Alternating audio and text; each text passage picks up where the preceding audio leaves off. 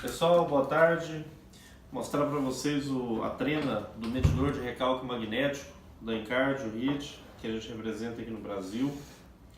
Essa aqui é uma trena de 100 metros, né? A escala dela é milimétrica, então a resolução dela é milimétrica. Ela é uma trena reforçada, os condutores aqui dentro são em aço, justamente para oferecer uma resistência maior à tração e para que essa trena também não sofra dilatação em função do próprio peso quando vocês estiverem descendo ela dentro do extensômetro magnético ou medidor de recalque magnético, como muitos conhecem, ok? Então ela vem nesse formato aqui, ela vem com esse cavalete, aqui tem um botão de liga e desliga, né? Uma roldana aqui que a gente não montou, essa trena é nova. E como é que funciona?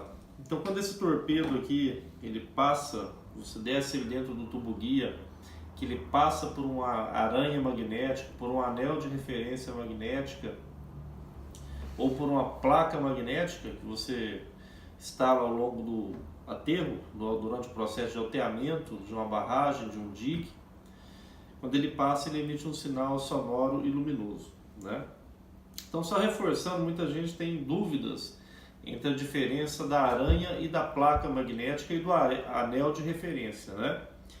O anel de referência ele vai instalado, chumbado, lá embaixo, lá na fundação da barragem ou do dique. Vamos falar em termos de barragem, mas vocês podem imaginar diques e outras estruturas também, né?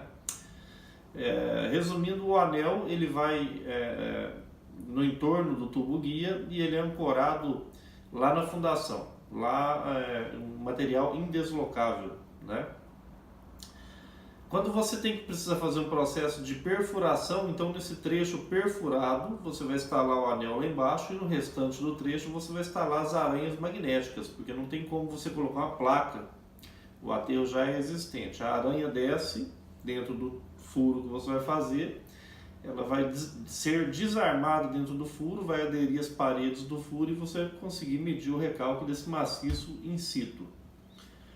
Quando há o processo de alteamento, né, da estrutura, então você vai novamente furar a fundação, vai ancorar esse anel de referência em material indeslocável e conforme o aterro vai sendo alteado, você vai instalando as placas de recalque nas cotas desejadas, né?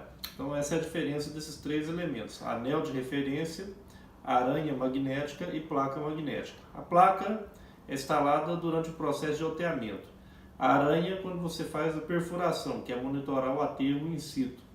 E o anel de referência é um elemento necessário em qualquer um dos conceitos, né? Ele vai ancorado lá na fundação. Então, quando esse sensor passa por esse elemento magnético, ele emite um sinal. No caso, a gente trouxe dois pequenos ímãs aqui para mostrar para vocês, né? Você vai descer esse torpedo até lá no fundo no anel de referência lá embaixo e vem subindo ele. Quando ele passar pelo anel, ele vai emitir esse sinal sonoro e luminoso. Então, você vai medir na boca do tubo guia a profundidade que está esse anel de referência. Ele continua subindo com esse equipamento, com esse torpedo, ele vai passando por outras placas, apitando novamente, e você vai medindo a distância em relação à boca do tubo guia. O que interessa nesse monitoramento é a variação da distância de um dia para o outro, ou de uma semana para outra, desses elementos entre si. A variação da distância entre as aranhas magnéticas e o anel, ou a variação da distância entre as placas magnéticas e o anel de referência. Tá ok?